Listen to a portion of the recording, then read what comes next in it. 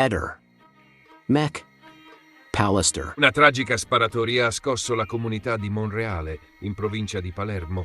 Nella notte, secondo le prime ricostruzioni, una lite scoppiata in piazza ha avuto conseguenze drammatiche. 2 giovani monrealesi hanno perso la vita e un terzo è rimasto gravemente ferito. Le forze dell'ordine stanno indagando per chiarire le dinamiche dell'accaduto e individuare i responsabili di questo gesto violento.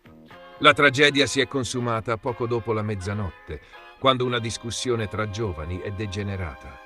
Uno dei presenti avrebbe estratto un'arma da fuoco, sparando contro gli altri ragazzi.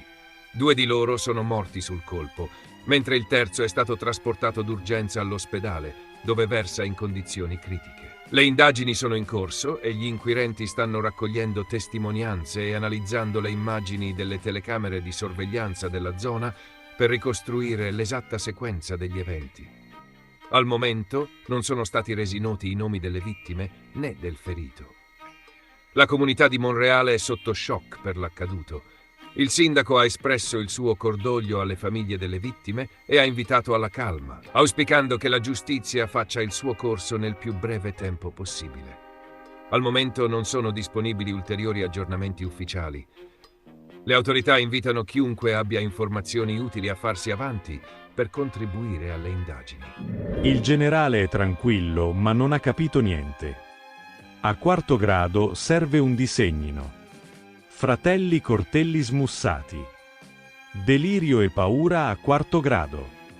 Il siparietto più trash della TV ha ormai toccato il fondo. Sembra di stare in un istituto di recupero per sordi che vogliono spiegare ai muti come cantare la musica lirica. Intanto la questione dei coltelli. Secondo il generale in pensione, la Collovati, Carmelo Abbate e compagnia bella. Gli investigatori sarebbero talmente citrulli da sequestrare i coltelli e le forbici di Sebastiano per comparare l'impronta di taglio del cordino. Dopo 3 anni di molature. E si sperticano in spiegazioni stupidissime. Non sanno i tapini che l'esame riguarda invece la tipologia merceologica delle lame. Ogni lama, quando taglia un tessuto, lascia micropolveri di metallo. Questi reperti sono diversi fra le varie lame, quindi l'esame del particolato ritrovato sul cordino serve alla identificazione della lama di provenienza. E dire che il signor Garofano, che pensa che invece si stiano ricercando le impronte di lame riaffilate, ha comandato il reparto scientifico dei carabinieri. Inoltre tutti i sapientoni sputasentenze credono che la testimonianza dell'albergatrice serva a dimostrare la natura violenta di Visintin. Niente di più sbagliato. Essa serve ad intaccare la credibilità di Sebastiano, che narrava di un rapporto idilliaco con Lilli. Elemento rilevante nella dislettica processuale. Ma loro non lo capiscono. Probabilmente hanno bisogno di un disegnino. Glielo manderemo. E comunque il generale si dichiara tranquillo. E certo mica ci deve andare lui in galera.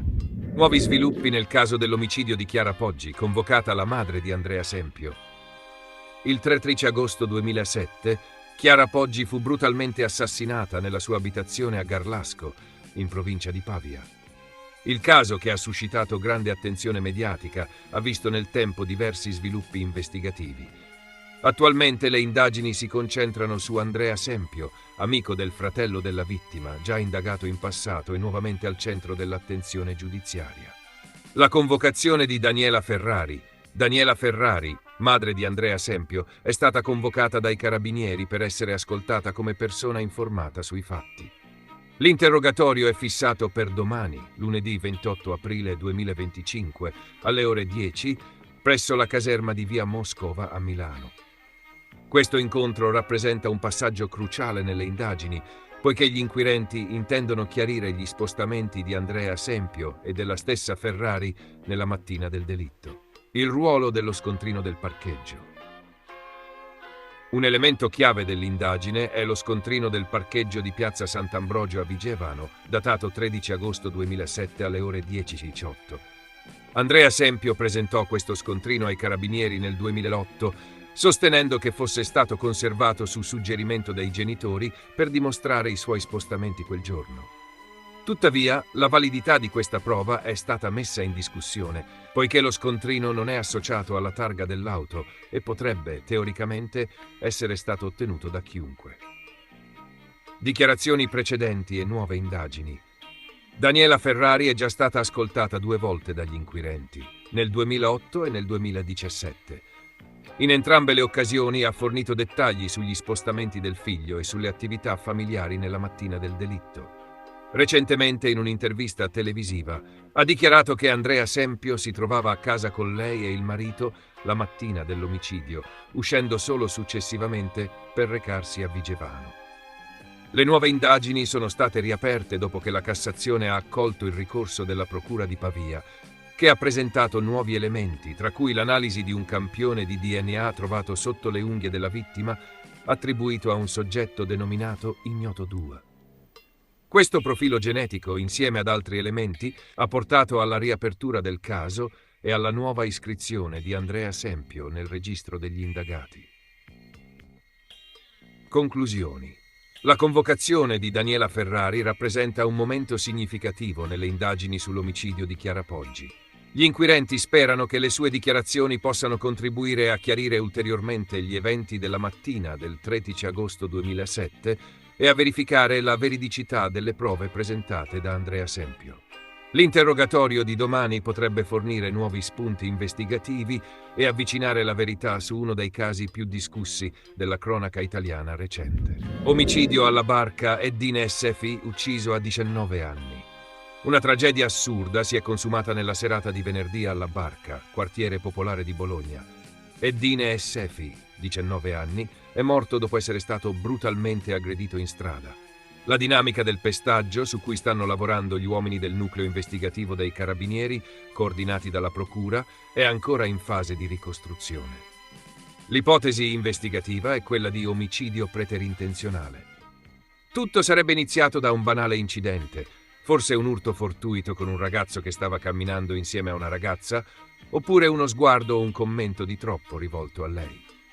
Per tutta risposta, Eddine sarebbe stato affrontato da 2 giovani, uno italiano e uno di origine straniera, entrambi più grandi di lui. I 2 lo avrebbero spinto a terra, colpendolo ripetutamente, e, secondo una prima ricostruzione, avrebbero persino scagliato contro di lui un motorino. Nella caduta il 19enne avrebbe battuto violentemente la testa contro un muretto. I soccorsi e il tragico epilogo. L'aggressione è avvenuta poco dopo le 22 tra via Buozzi e via Colombi. Alcuni passanti, vedendo il ragazzo riverso a terra, hanno allertato il 118.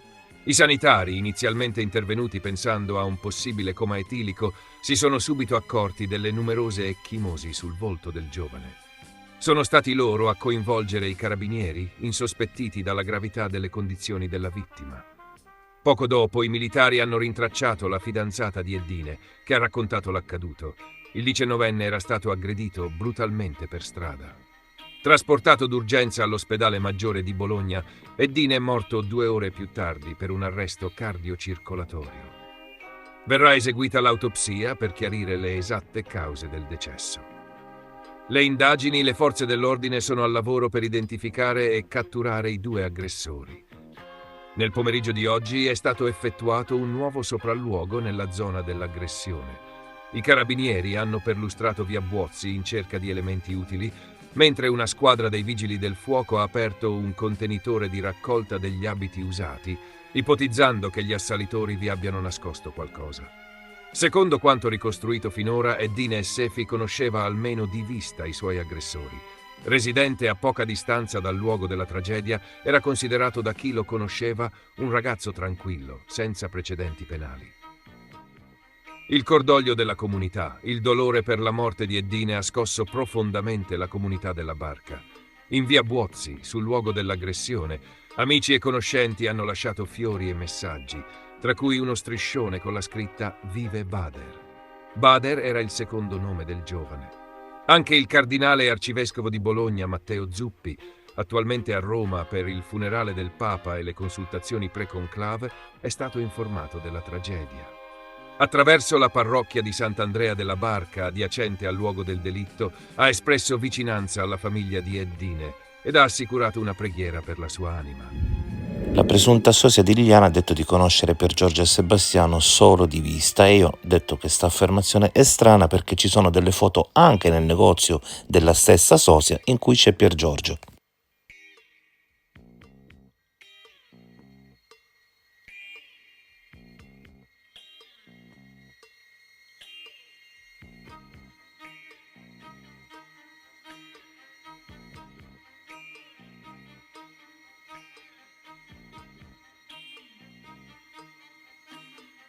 Ehi, non dimenticare di iscriverti a questo canale.